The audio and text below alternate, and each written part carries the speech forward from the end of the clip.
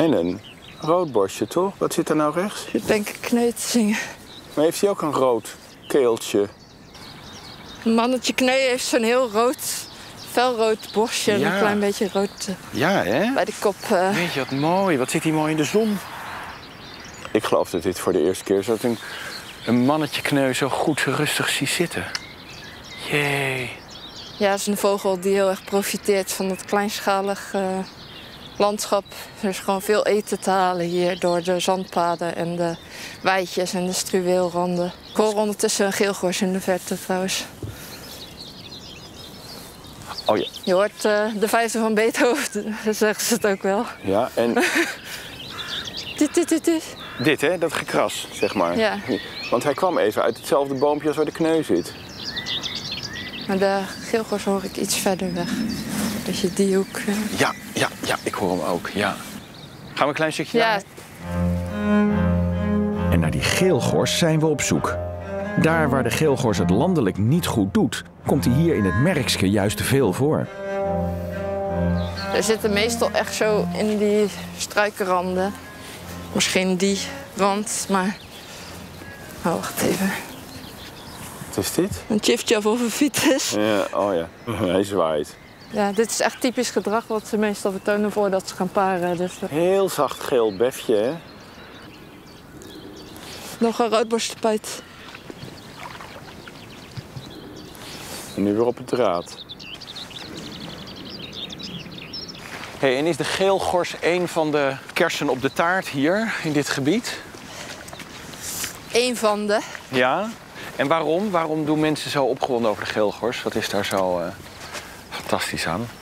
Hij komt natuurlijk niet zo heel veel gebieden in Nederland nog goed voor.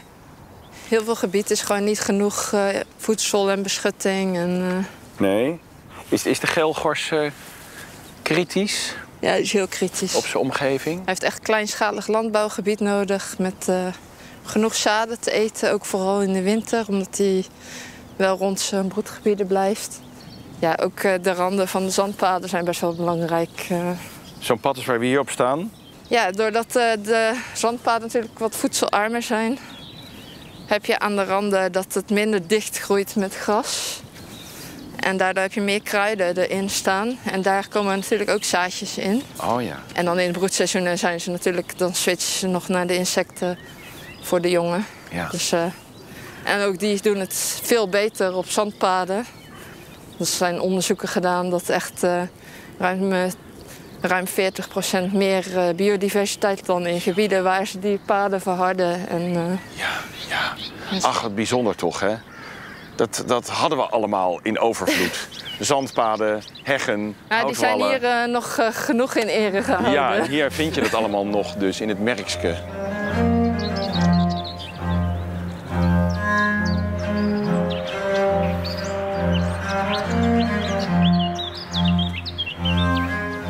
Kijk, daar stapelt zich wel weer wat op daar aan de horizon.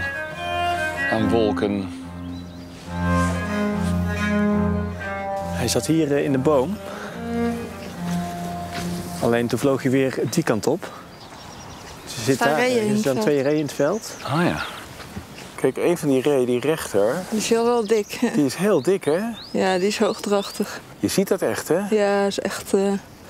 Die staat op knappen. Ja. Goh.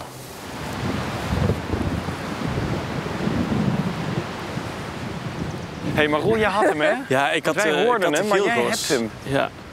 Kijk. Zo tussen de bomen in. Oh, iets nog. De wind gaat flink op en neer.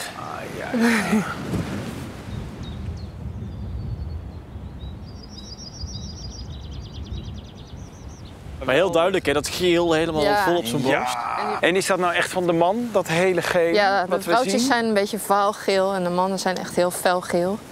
Maar ze hebben wel allebei die roodbruine stuit die als goed kenmerk. Ja.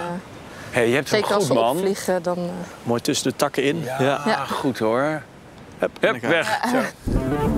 Het is echt omgeslagen, hè? Daarnet stonden we in de zon. En nu is het... Maar we hebben hem. Ja, nou zo is We het. hebben hem, Gek. ja. We hebben hem gehoord, we hebben hem gezien. Nu snel een auto. Ja. Ja, daar komt het.